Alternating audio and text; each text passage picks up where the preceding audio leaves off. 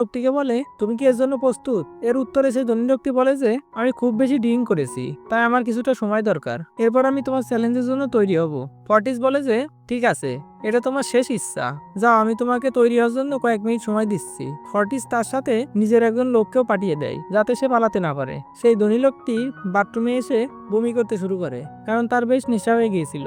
তাই যদি সে এই অবস্থায় ফর্টিসের সাথে পাঞ্জা লড়তো, তবে ওই ধনী লোকটির হারা নিশ্চিত ছিল।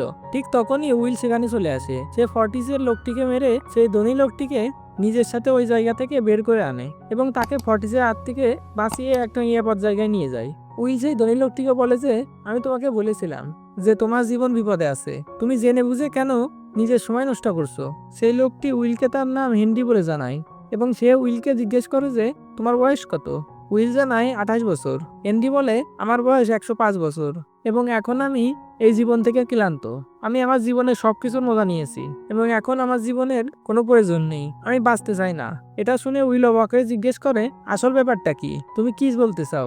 এর উত্তরে হেনরি বলে, মনে হচ্ছে তুমি এখনো বাস্তবতা থেকে অজ্ঞ। তুমি কি কখনো ভেবেছো যে এই পৃথিবীতে আলাদা আলাদা টাইম জোন তৈরি হয়েছে কেন? আসলে ব্যাপারটা কি?